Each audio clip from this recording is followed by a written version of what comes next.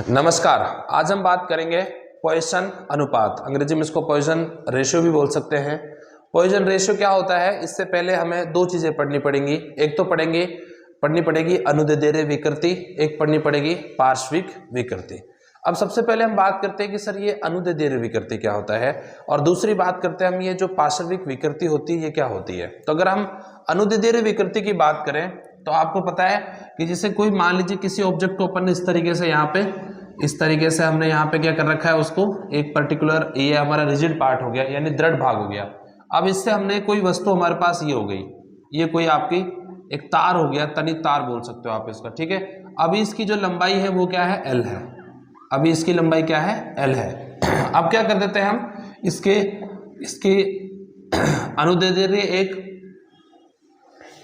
अनुदैर्ध्य एक बल लगाते हैं।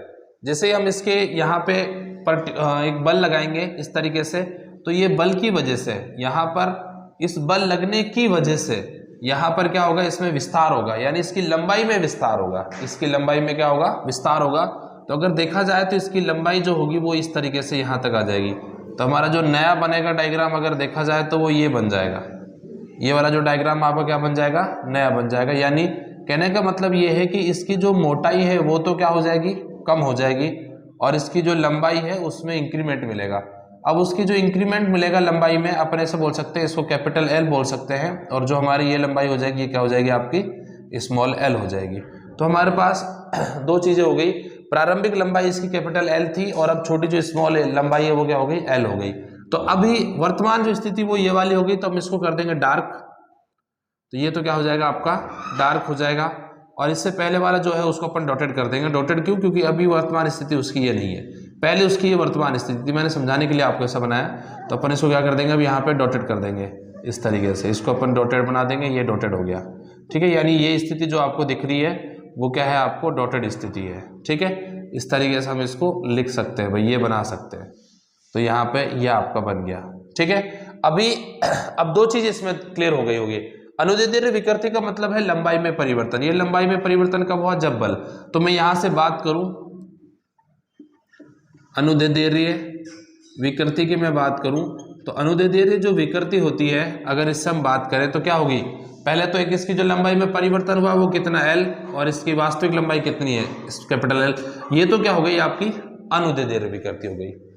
अब दूसरी बात आती है कि सर ये जो पार्श्विक विकृति होती है ये क्या होती है। तो हम यहाँ पे लिखें भाई, जो हमारी दूसरी होगी विकृति वो क्या होगी, आपकी पार्श्विक विकृति होगी। इसको अंग्रेजी में क्या बोलते हैं, लैटरल स्ट्रेन बोलते हैं। इसको क्या बोलते हैं, लैटरल स्ट्रेन। अब ये पार्श्विक विकृति क्या है, अब देखो भाई ध्यान से। जब अपन इसकी लंबाई नहीं बढ़ाई थी तो ये जो हमारा तार था वो यहाँ तक था। जब हमने इसकी लंबाई बढ़ाई तो इस तार की मोटाई में क्या आ गई, कमी आ गई। ये कमी दोनों तरफ आती है, तो इधर भी कमी आई है और आपकी इधर भी कमी आई है, दोनों तरफ कमी आई है। तो पहले जब इसकी जो लंबाई जो मतलब पहले जो इसकी एक्चुअल में जो इसकी विड्थ थी यानी चौड़ाई थी, उसको अपन ने मान लीजिए यहाँ पे कैपिटल डी मान लिया, और अब इस चौड़ाई में जो परिवर्तन हुआ उसको स्मॉल डी मान लिया। तो अपन ये कह सकते हैं कि इसकी मोटाई में परिवर्तन, मोटाई में परिवर्तन बटे प्रारंभिक मोटाई, प्रारंभिक मोटाई। तो आप इसकी जो प्रारंभिक मोटाई थी वो क्या थी, कैपिटल डी। तो अपन यहां बोल सकते हैं, अगर इसको अपन देखें तो क्या बोल सकते हैं भाई, इसको अपन बोल सकते हैं पार्श्विक विकृति की अगर अपन बात करें तो पार्श्विक जो विकृति होती है, मोटाई में परिवर्तन कितना, स्मॉल डी, और पहले कितना था, कैपिटल डी। ये आपका नंबर हो गया समीकरण नंबर 2।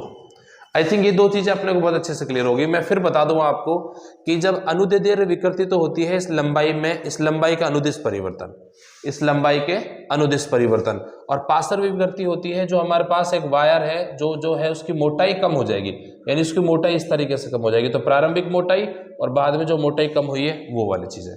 तो हमारे दो चीजें पढ़ ली हमने यहाँ पे, अनुदैर्ध्य विकृति यानी ये तो लंबाई में परिवर्तन तथा प्रारंभिक लंबाई, पार्श्विक विकृति यानी मोटाई में परिवर्तन और प्रारंभिक मोटाई, ठीक है। अब इन दोनों का जो रेशियो होता है उसी को अपन बोलेंगे यहाँ पे पॉइसन रेशियो। तो पॉइसन जो रेशियो बनेगा वो क्या बनेगा, उसको अपन लिख देते हैं यहाँ पे पॉइसन रेशियो। पॉइसन रेशियो मतलब कि अनुपात। तो क्या बनेगा, वो बनेगा भाई पार्श्विक विकृति, पार्श्विक विकृति बटे क्या बोल सकते हैं अपन उसको, अनुदैर्ध्य विकृति, अनुदैर्ध्य विकृति। क्या हो गया भाई, अनुदैर्ध्य विकृति। तो आपका ये इसको बोलते हैं पॉइसन अनुपात। क्या बोलते हैं इसको, पॉइसन अनुपात। तो अपन यहां से बोल सकते हैं कि पार्श्विक विकृति तथा अनुदैर्ध्य विकृति के अनुपात को क्या बोलते हैं, पॉइसन अनुपात बोलते हैं। क्या बोलते हैं, पॉइसन अनुपात बोलते हैं। ठीक है, अब इसमें ये समीकरण नंबर 3 होगी एक तरह से। अब इस समीकरण 1, 2 से नाम 3 में रख दो, तो अपन बोल सकते हैं समीकरण 1, 2 व 3 से। तो क्या हो जाएगा भैया आपका पॉइसन अनुपात, पॉइसन अनुपात बराबर पार्श्विक विकृति का सूत्र बताओ भाई क्या होता है, small D upon capital D बटे इसका बताओ भाई क्या हो जाएगा, small L upon capital L. एक चीज और इसके अंदर, ये चीज ध्यान रखना भाई, ये है कि अब यहाँ पे देखना, जब आपकी लंबाई बढ़ रही है तो चौड़ाई कम हो रही है। यानी अगर कोई भी रेशियो हो या कोई भी ऐसा सीक्वेंस हो जिसमें अगर एक चीज बढ़ रही है और एक घट रही है तो वहां पे माइनस आता है। अगर दोनों चीजें बढ़ रही है या दोनों चीजें घट रही है तो वहां पे प्लस आता है, ध्यान रखना। तो यहाँ पे क्या आ जाएगा, इसके साथ में अपन क्या लगा देंगे, एक माइनस लगा देंगे। तो इसको अपन दोबारा लिखना चाहें तो इसको अपन ऐसे लिख सकते हैं, पॉइसन अनुपात बराबर minus D upon capital D तो रहेगा ही, इसको उल्टा कर दो भाई, capital L upon small D.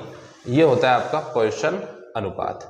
ये आप हमेशा ध्यान रखना। मैं एक बार फिर से रिपीट कर दूं, पॉइसन अनुपात होता है, हमारी दो विकृति होती है, एक अनुदैर्ध्य विकृति होती है, दूसरी हमारी पार्श्विक विकृति होती है। सर अनुदैर्ध्य विकृति क्या होती है, जब किसी तार पर कोई इसके तार को लटका रखा है और उसकी लंबाई के अनुदेश उस पर कोई बल लगाया जाता है तो उसकी लंबाई में विस्तार हो जाता है।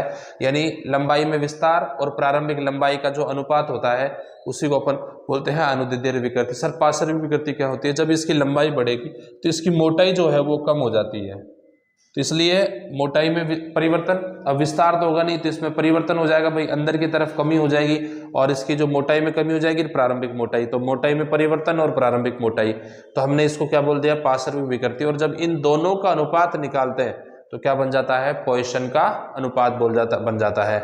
आई थिंक ये चीज आप क्लियर होगी। माइनस में फिर बता दूं, ऋणात्मक चिन्ह यहाँ पे ये चीजें प्रदर्शित करता है कि जब देखो लंबाई में आपका बढ़ोतरी हो रही है लेकिन इसकी चौड़ाई में कमी हो रही है, जब दो एक ही मतलब इक्वेशन में दो चीजें आपको दिख रही हो लेकिन उनमें से एक बढ़ रही हो और एक घट रही हो, यानी यहाँ पे स्मॉल एल तो बढ़ रहा है और स्मॉल डी घट रहा है भाई। अगर देखा जाए तो कैपिटल एल जो है उसमें तो बढ़ोतरी हुई है और जो आपका कैपिटल डी उसमें घटोतरी हुई है, तो एक में बढ़ रहा है एक में घट रहा है। जब वो रेशियो में आते हैं ऐसी स्थिति में तो वहां पे क्या लिया जाता है, चिन्ह ऋणात्मक लिया जाता है। ये क्या होता है, हमारा पॉइसन रेशियो यानी पॉइसन का अनुपात होता है। धन्यवाद।